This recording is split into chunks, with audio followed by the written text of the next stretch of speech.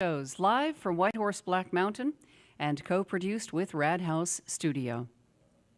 This afternoon, we welcome AmiciMusic back to the White Horse stage. Dr. Daniel Weiser is joined by cellist Diego Carneiro for an afternoon of Latin cello music. And we're so glad to see you all, both here in person and online. All of us here at White Horse and Rad House Studio, thank you for viewing White Horse Live during these past 150 episodes and 2 years.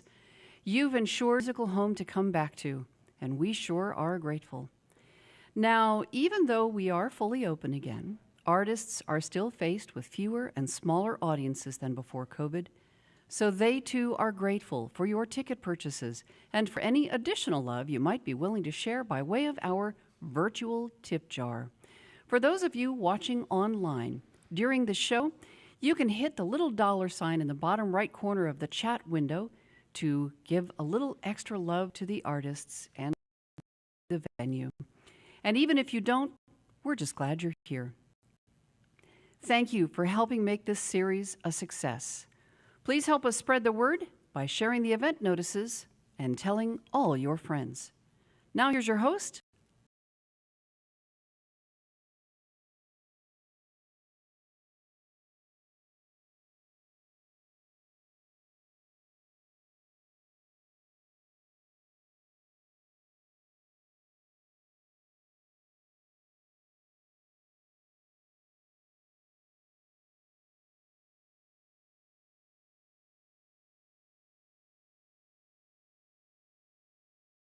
Rebecca said, Diego Carneiro is a fantastic cellist from Brazil, about whom Dr. Weiser will tell you probably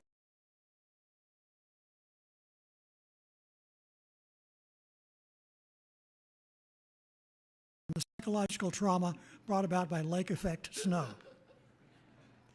He received his doctorate from Peabody Conservatory, played in many prestigious halls like Carnegie, National Gallery of Art, and more.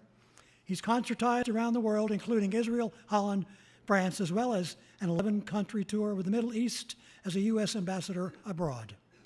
Dr. Weiser has been on the faculty of Dartmouth College, been founder or member of other important assemblies such as coffee clutches and book clubs. It's supposed to be a secret, but I hear he's about to be inducted for his keyboard skills into the Royal Order of the G string. He spent a year at Harvard Law School before he came to his senses, and now lives in Baltimore for some reason with his lovely wife, Keisha, and their daughters, Rose and Sophie.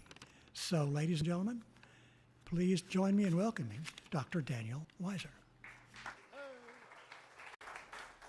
It's great to be back here at our home at White Horse. I've lost track of how many shows that we've done here, but AmiciMusic started here almost 10 years ago, right around the same time that White Horse did, and Bob and everybody here have been totally welcoming us with open arms, and we are so glad that they're still going and have made it through the pandemic with the help of Rad House Studios and Rebecca and her wonderful crew of all women doing the incredible audiovisual stuff that they've been able to do these shows even during COVID. And it's great to have a live audience back, and we hope that you'll continue to come back here.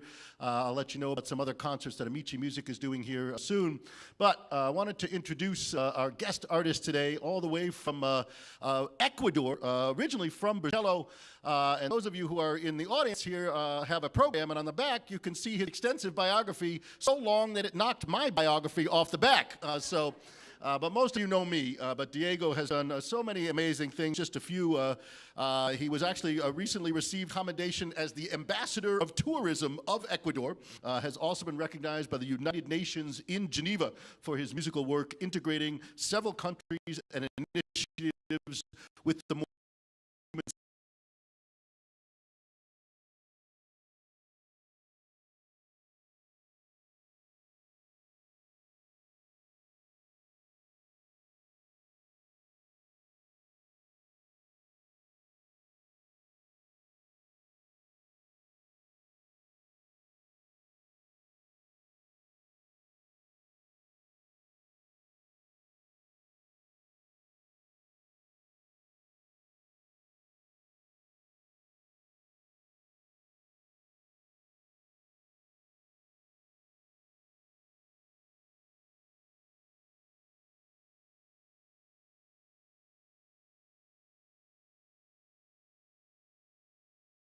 get the total sense of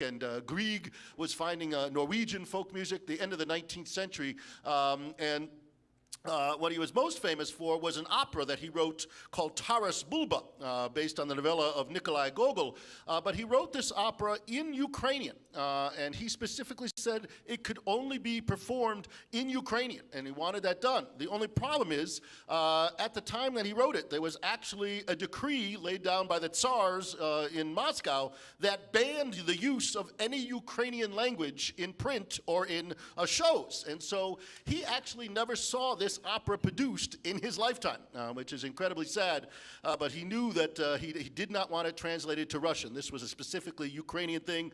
He started a music school in Kyiv, which was known for many years as Lysenko Music School, is now named something different, but certainly is the man. And he went out into the nether regions of the Ukraine, which is a big country, and listened to the folk music of different peoples and wrote them down. He actually published 7 different volumes of Ukrainian folk songs to make sure that music was not lost and could continue on for many years.